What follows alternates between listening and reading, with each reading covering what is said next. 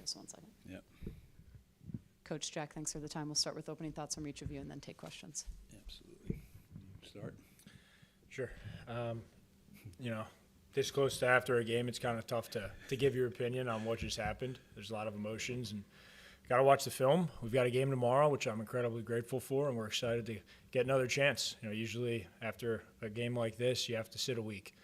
So we'll learn from it, we'll get better from it, and we'll go get after it tomorrow. Yeah, absolutely.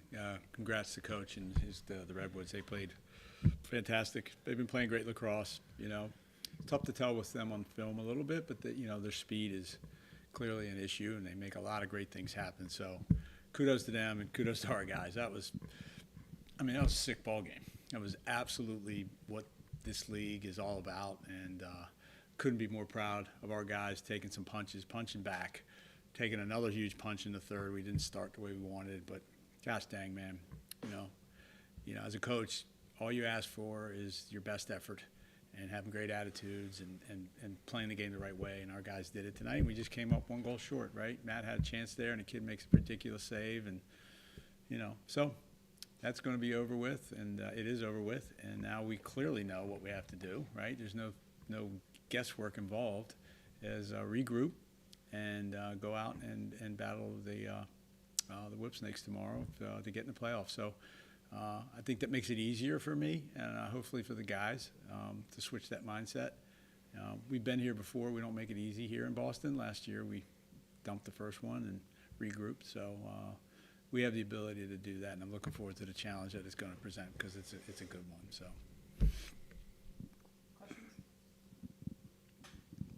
Jack, I know you were hurt last year. You were here kind of on the sidelines, but what was it like for you this year, being on the field, seeing the warm-ups, that energy from the crowd? Yeah, I think anytime I'm able to play lacrosse, I'm grateful, especially with the Cannons. Last year's the atmosphere was fantastic. This year it was fantastic.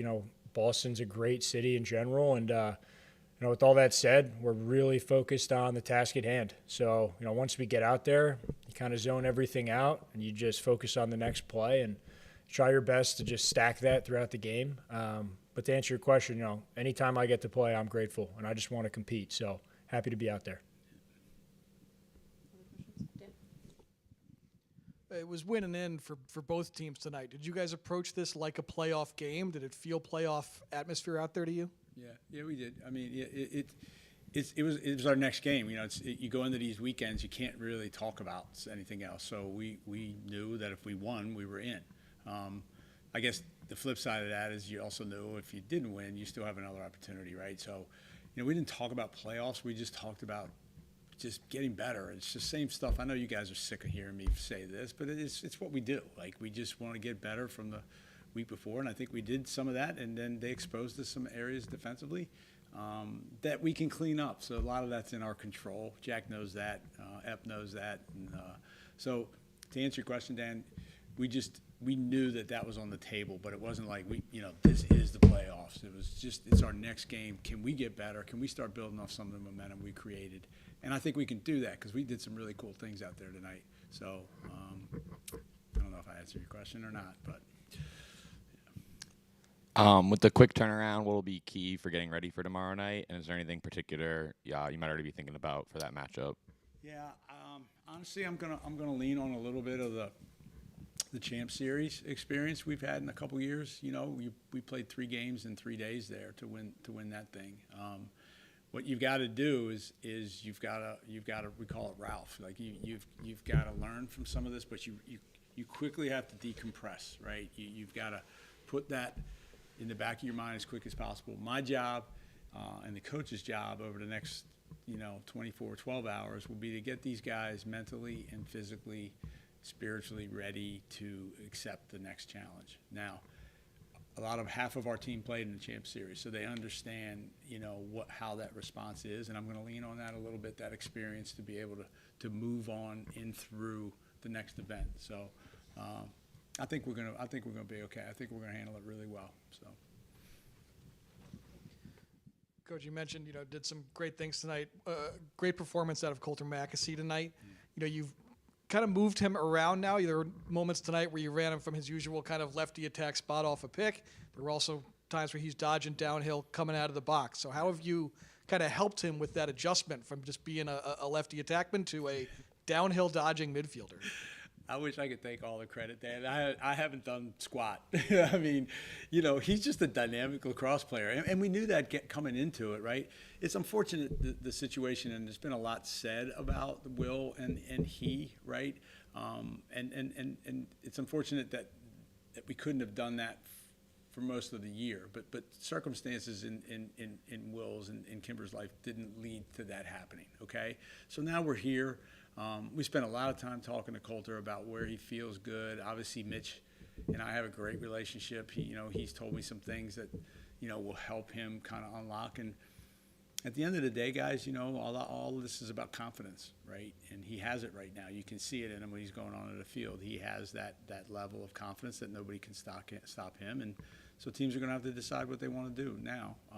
And that's a good problem to have. So proud of him, really proud of Will. Accepting their roles, understanding what the process was all about. Caught a lot of flack a couple of weeks ago, giving the kid some time off.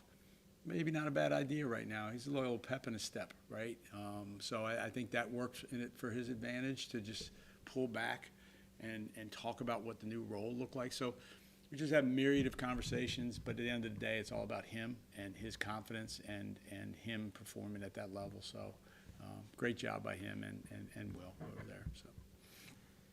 Coach, Jeff gets on the board tonight in his return to Mass. Seems like he's been a good secondary scoring option for you all season long. Just what do you think about his performance tonight? I mean, just, Jay Train's, he's an emotional energy guy for us. He's kind of a heart and soul of the Cannons, and the fact that he can score here, I know that makes him feel great, but he's the guy in the locker room right now saying that ain't good enough. Like, we got to get better. So I adore the kid. He's a warrior.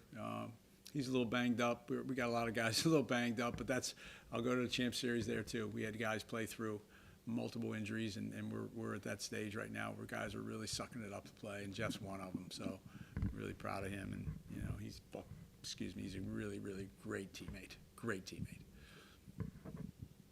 Any other questions in here? Questions on Zoom? Phil? Yes, for both of you, obviously it was a great game back and forth.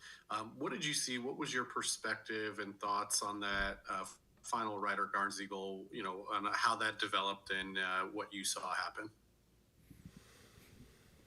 Yeah, well, I think, one of the rules in professional sports is good players will make good plays at times, right? And there's only so much you can defend. We can take away the first thing they want, the second thing they want, and then he gets a one-handed shot and it goes. Sometimes you have to live with some goals. Did we want to give it up? Of course not. Wish we had it back, but Ryder made a great play, and you have to give him credit. It's a great play. Yeah, Kyle? yeah. Sorry, Coach. No. Jack hit the nail on the head. Players make plays, man. He bounces the ball, goes right in the corner. I've seen that ball go over top of the goal, and today went in the corner.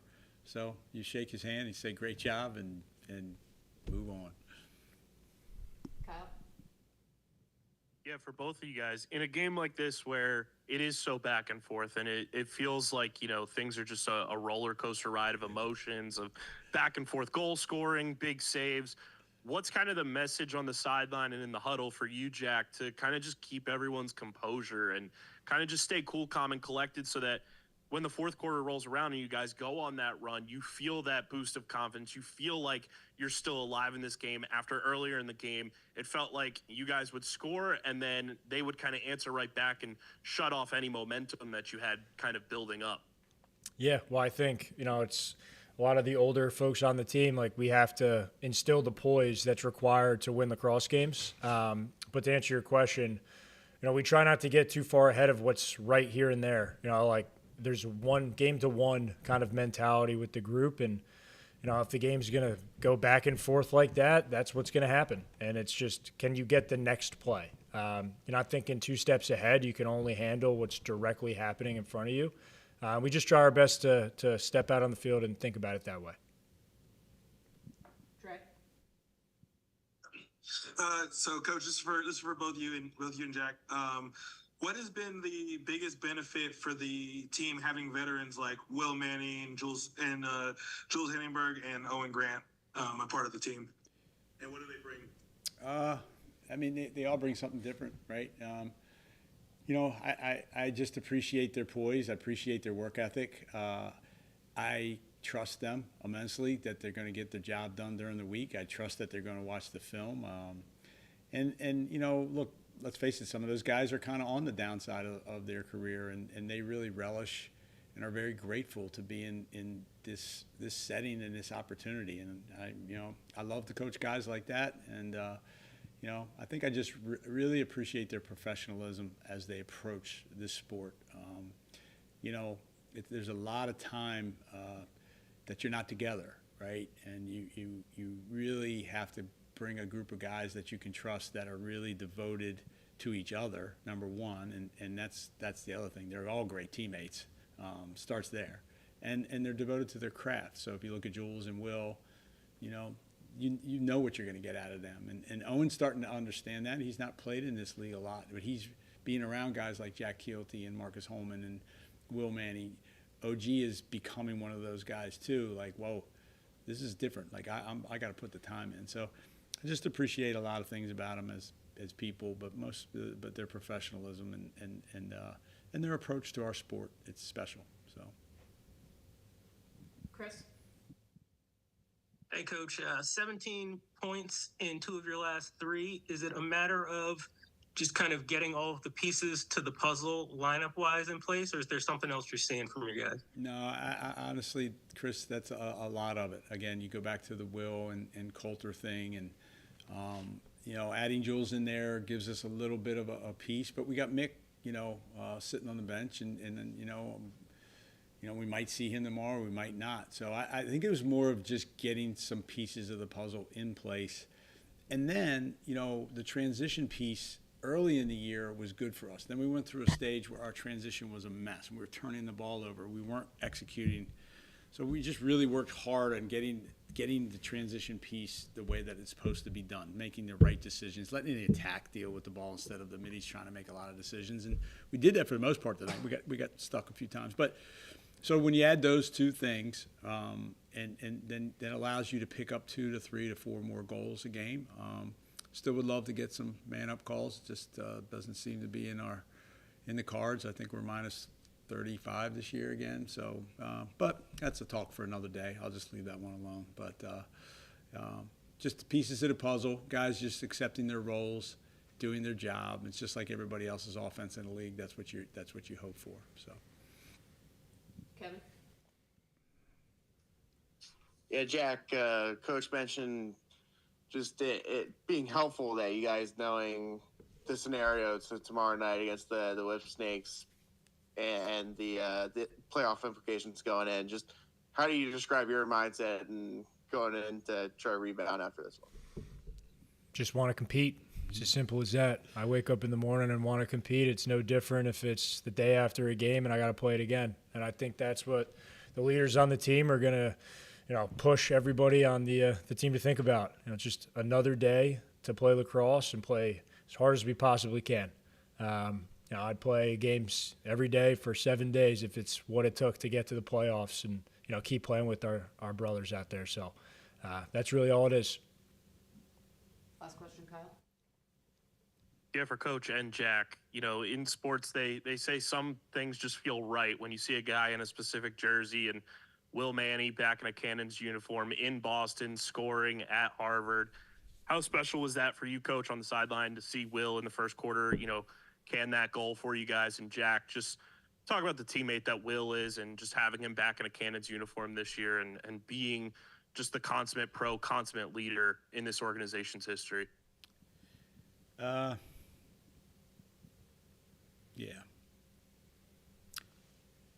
It's a tough question right now because there's just a lot that goes into that.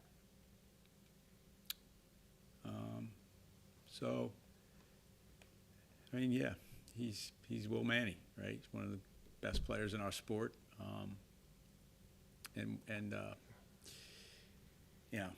he deserves to be here. He's earned his way here. So to answer your question, it was really, really special to see him score here. And I know in his heart that it means a lot to him. It certainly means a lot to his wife and his teammates. If anybody should have got one tonight, it's Will, and I'm so glad he did. And that takes a little bit of the sting out of a lot of this stuff, right? At the end of the day, this is a game. It's not really life. Will's and his wife going through a lot of real life stuff. And that just keeps things in perspective, which we all need to do when it comes to anything that pertains to this. It's a game, it's a sport, something we all love to do, but it's not life and death. And something I'm really proud about the team is the way we've handled a lot of stuff this year as men and as a team, and focus on a bigger picture than get caught up in all the day in and day out stuff of our sport. And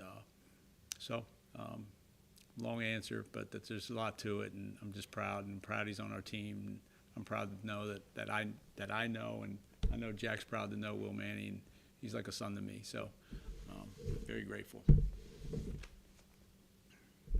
Thank you both. Appreciate the time. Thank you. Thanks.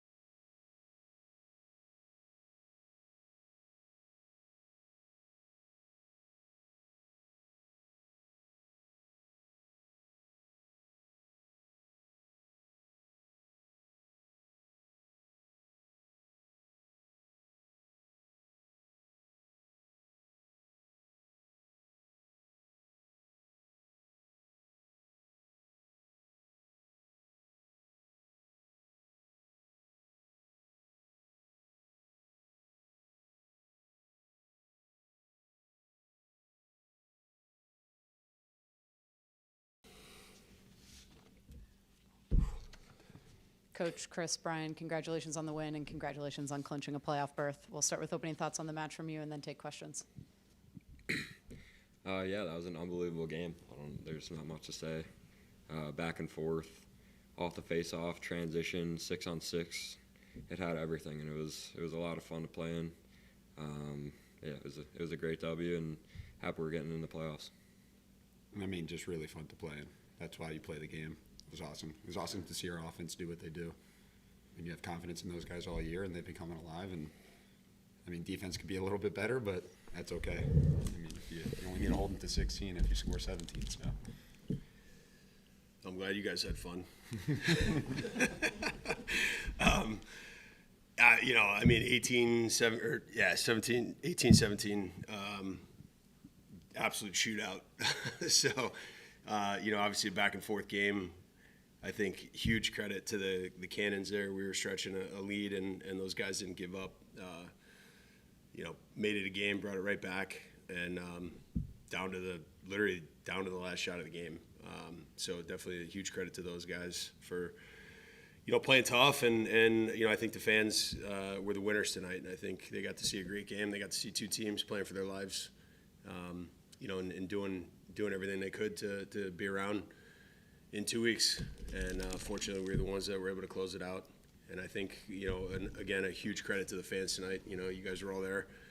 That place was shaking as they were making that comeback. You know, I think it had a significant impact in those moments when they went on that run. And, you know, huge credit to the fans that came out. They were great, super supportive, you know, a million kids here and families. So, you know, just grateful to have the support here, even though they were rooting against us. Still great for the game. Questions? Dan? Yeah, Coach, first year in the league and you're going to the playoffs. How does it feel to be playoff bound for you? It feels great. You know, I mean, I don't think, you know, anybody comes in and, you know, takes a job and says, I don't want to make the playoffs, you know. So for us, you know, that was, you know, on our list. And, you know, we I don't think anyone really gave us a chance. I think, you know, probably for good reason. You know, we lost 5 in a row in the middle of the season. And, you know, these guys were able to turn it around. It feels really good. You know, we set high standards, and these guys hold each other accountable. And I think when we got to Utah, we knew where we were, and we knew that we pretty much had to win out to get here. You know, and I think I try to share things with these guys and just give them, you know, reasons to believe and things to think about. And, you know, I think back to when I was a player in 2014 with the Denver Outlaws. It was the first championship the Outlaws won. And, you know, that season, it was kind of crazy because I got traded there in 2012 in the middle of the season. And we won 7 straight games. And then I like to bust Joe's chops. We had the biggest comeback. You guys could look this one up. We had the biggest comeback in pro history, 10 goals in the second half, and closed the door on them to go to the championship that year. We lost. Unfortunately, it was back when it was back-to-back days. We came back the next year in 13, and we went undefeated. And in 14, you know, everybody had high hopes. And I'm sorry, in 13, we went undefeated, and we lost in the first round of playoffs. To a team that maybe we shouldn't have, looking back, but we did. But anyways, to get to the point of the story, we came back in the following year in 14 when we actually won, and we had a very up and down season, and we ended up going where we went on the skid of losing games, and we were back against the wall, and we won our last 2 to go to the playoffs that year, and we beat Long Island in Denver, which was interesting as we were just there. We beat Long Island in Denver in overtime to go to the championship game, and we won it that year. And we were 7-7. And, you know, I told the guys, I said, listen, we got a chance. We gave up 5. We came out hot. We won 2. We lost 5. We had a chance to win 3 in a row and punch our ticket. And, you know, the guys did that. And we're sitting at 5-5. And, you know, at this point, moving forward, records don't matter. Nothing matters. It matters who comes out a winner. And, you know, I think you know, we put ourselves in a good spot to just attack it. Other questions? 60% and 12 ground balls and an assist from TD tonight. What does that kind of performance do for you guys in a close battle like it was? I mean, I'll let these guys chime in, but I'm gonna jump on that first. Just TD's been unbelievable. He was unbelievable against two of the best guys in the league, and I think the last 3 weeks he's proved that. I know there's a lot of talk about other guys, but I think we have the best face-off guy in the league right now, and I'm really proud of him. Guy steps up in big moments, and I can't say enough about that young man and his performance, just not only tonight, but where he's been, and I'm just really proud of him. Yeah, I think when you start out in the 32-second shot clock with the ball, you get in a rhythm. You're getting touches as an offense. You're feeling the flow of the game. And honestly, it's like tilted towards the offensive end. So when you're getting the ball in the 32, I think it's like very good for your offense, get touches. I think in the fourth quarter when they scored 5, we were kind of lacking in that area. Pretty evident that the field was tilted their way, but he fucking, excuse me, he does so much for our team, and he's unbelievable. My bad. Edit. Yeah, I mean, TD's great. I mean, he's been TD for a while now. It's no surprise. He steps up in big games, and he makes big moments. I mean, the last time he played on this field, he was 26 of 26. So it's no surprise that he did what he did today. And like Coach said, big games against big face-off guys, he rises to the occasion. So lets our defense breathe a little bit, knowing that if we make a stop or we score a goal, we could take a little bit of a breather, knowing he's going to win it and push the ball forward. Other questions in here? Yeah, Brian, goal for you tonight. I think 5 caused turnovers. Took a face-off too. Could you just talk about like how you're feeling out there? Just kind of what got you in the zone.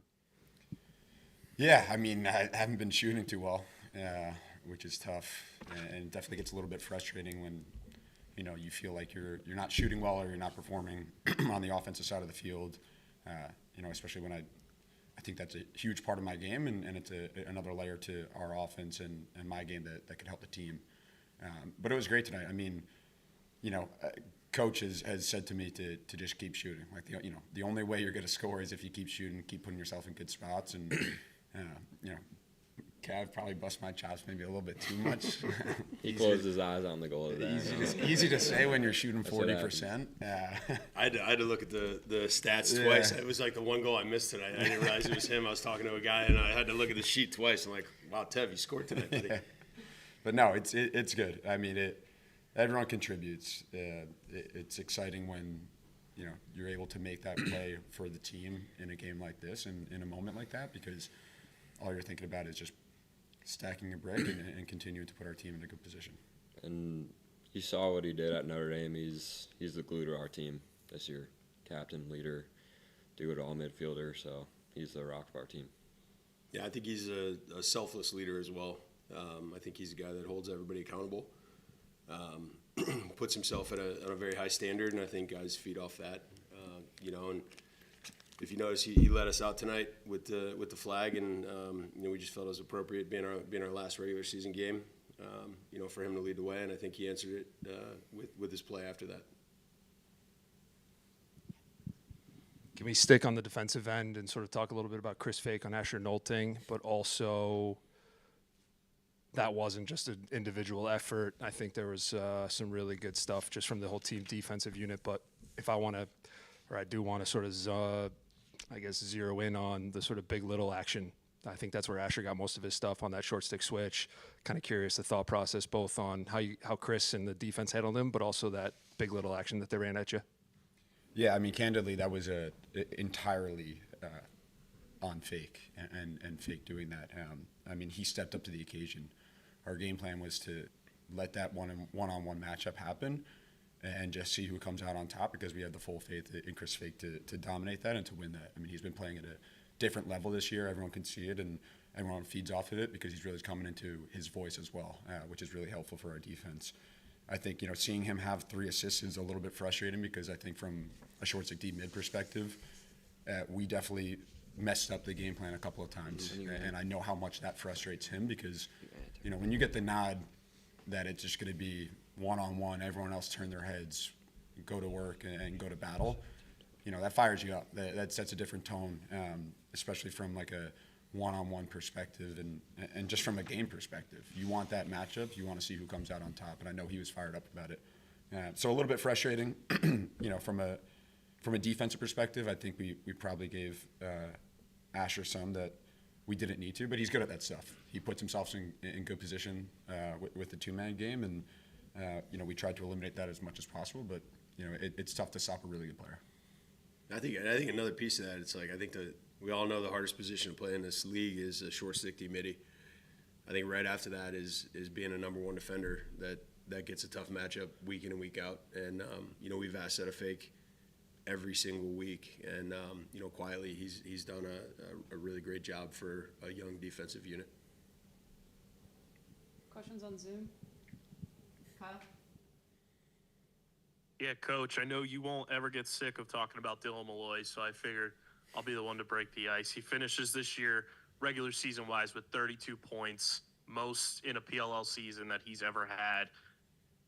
Is there some magic in those cleats? Has he taken them off since you gave them to him? And just talk about watching him kind of grow in your system in this Redwoods locker room for you guys this year from, training camp to now, and just seeing the consummate pro he's been all year for you guys and how much of a leader he's been to help with these young guys in this locker room develop and progress. And Chris, if you want to chime in on that too, I know he's been, a big part of, you kind of getting acclimated and comfortable in the PLL and the locker room as well. Mm-hmm. Yeah, I mean, you're right. I don't get enough talking about him. I can't say enough about him. I can't say enough about, the guy to my left. Dylan, credit to Joe Spallina too for just finding him and, knowing that he was a guy that nobody wanted. I mean, let's talk about that for a minute, right? He was a guy that nobody wanted, nobody believed in, nobody wanted to give a chance to. And I remember Joe calling me and saying, hey, like, I think this is a good idea. This is a good move for us. And, I was all about it. And, I picked up the phone, I called Dylan, and we had a great talk going all the way back to right when I got hired. And I think he has thrived off the way that we treated him from the beginning and where he is now. And, I think he wasn't sure of how he was going to fit in. And, the conversations I had with him as buddy, like he's the oldest guy on our team at 29. I mean, he's the only guy he's married. He's the only one, right? So a young group. And it's like, Dylan, like you won the Tewarton. Like these guys have so much respect for you. And, I think a couple of guys had his poster on their wall in their bedroom, and it's like you need to be a leader. And the best part about him is that he is absolutely selfless. And he's not a guy that wants to be in the spotlight. He really doesn't. And he's not a guy that says much, but he is a guy that leads by example. He takes the young guys under his wing and continually just shows them the way. And I laugh. I told him I consider him, he's like my pit bull rescue from the pound. I really that's the only way I can describe him. He was like a young pit bull that was a great dog that somebody took in and he ran away from home, and somebody scooped him up. They took him to the pound, and somebody else brought him in and made him a fight dog. They beat him up a little bit and didn't treat him right, and he didn't know what was going to happen. And Joe and I went and rescued him from the pound and gave him some love. And I think it took a little while to build that bond and that trust. And I think he turned out to be just what you'd expect in that situation. Just a guy that's loyal to this group, loyal to what we're doing, and. I mean, honestly, I can't say enough about the guy, and I don't think the shoes have anything to do with it. Maybe that set his mind at ease, just knowing he was comfortable. It's fun to laugh about, but he had 5 goals last week and he had 4 tonight on a tough matchup, and he takes an absolute beating as a player, and he is getting the toughest matchup every week, and that guy finds a way to get it done. And he takes all the pressure off of these young guys and allows them to do what they do. So you're right. I can't talk enough about him. Yeah, I mean, covered Dylan Malloy to a T. He's got a great sense of humor. I think you guys should put him in the light more because he's really funny. He's so selfless. First day of training camp, just getting to know him. Very quiet guy. Goes under the radar and he's all about business. I love learning from him. I've been growing up watching him. He won a tour with Tom Brown, took him to the Final Four, and he's just always so positive, always laughing. I call him Grandpa because he's the oldest guy on our team, and he acts like it too. So it's always good picking his brain, and he lets us do our thing, and we let him do his thing, and it's been a joy to play with him. Phil? Yeah, big goal in the fourth quarter with 2.5 minutes remaining from Ryder. Joe Keegan always says he's never seen Ryder score the same goal twice. What did you all see on that final goal, and what were your thoughts as he was going through his dodge and, dangling the stick with that one hand and ultimately scoring? Yeah, I think those are that play was like a no, yeah kind of type of moment. Because he loves to back in his defender, and once he puts one hand on his stick, something crazy's coming. So we were in crunch time. I don't know how he thought to do that, but that's just his nature. He's been doing that since his time at Andover. His highlights were crazy then, and his highlights are crazy now. So I think that's Ryder being Ryder, and just trusting in himself to make a big play and stepping up as a leader on our team. Dre? Hi, this is for the all three of you. So Aiden Denenza and Chase Erlin have had incredible stretches of games and are steadily improving week after week. What's it been like, kind of watching that grow and like supporting that, obviously? And what would you think about their performance tonight? Yeah, I'll start with Chase. I mean, Chase has been great. We've had confidence in Chase for the entire year. He's got a presence about him that, he's going to be ready for game time. He has a great routine. He always shows up, and, he has quiet confidence. You know that he's going to make those plays in the big moments because of the way he carries himself. And, I mean, he's a pro. He's a college coach. He knows how to go about his business, and he knows how to get himself ready and how to get his defense ready. So it's a pleasure to play in front of him and be able to take the field with him. From an Aiden perspective, he knows how to play offense, and it's one of the most frustrating things sometimes about, looking at offenses and looking at who really gets the limelight and whatnot. Like, he's just a guy who knows how to play the offense. He knows where to be on the field. He knows how to set good picks. He knows how to catch the ball and move the ball forward, and when to take his shot when it's his time to take that shot. That goes such a long way in a league where you have, All-Americans all over the offensive field. You have a Torton winner on the field. You have guys who, candidly, every single one of these guys could be the guy and would be the guy and has been the guy for their entire career. So being able to plug in a guy like that who's incredibly selfless and knows where to be and how to play off of, these guys who maybe need to have the ball in their stick a little bit more. I mean, he's been a glue to our offense the last couple of weeks, and excited to see him, kind of get his flowers and his points this week. Well deserved. Go ahead. Yeah, touching on Aiden, I think he's just done a great job of having a positive mindset. He was in and out of the lineup, and it's tough being a fringe guy in this league. Everyone's so good, but he's kind of the glue to our offense. He's always asking, what can I do for you guys? How do you want picks set? All this stuff. So having a guy that's so selfless like that, it puts us in great situations, and you see what he did today. So, and touching on Chase, just from the offensive perspective, coming into a huddle or 5 goals unanswered, he's laughing. I'm like, wow, these goalies are crazy. You can't get pissed. Next goal. Next play mentality. So I respect that so much out of him, and he's unbelievable. I mean, today was a shootout. I don't think your goalie put up great numbers. It's kind of the nature of just this game. I don't think it was Chase's best performance, but he had the save of his career, at the end of the game, and that's what we needed. And I said it, after the game when they were asking me some questions. It's like that's a beautiful thing of a team sport. They pick him up when he needs it, and he picks us up when we need it. And, he did that. I think Aiden, I said it last week, I think he is on track to be a star in this league. And, again, I think huge credit to Joe Spallina for picking up Aiden Denenza. He was a guy that no one was talking about last year, no one was talking about coming into this year. Joe knew about him, picked him up.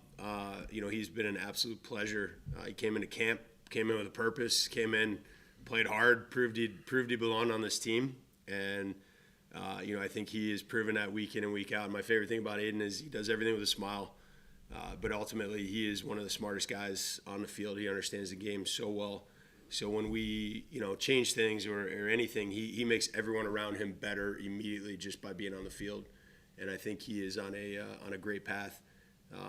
To be a big time player in this league. I really believe that, and I'm just grateful he's a Redwood. That's all the time we have. Thank you all. Appreciate Thanks. the time. Enjoy the win. Yes.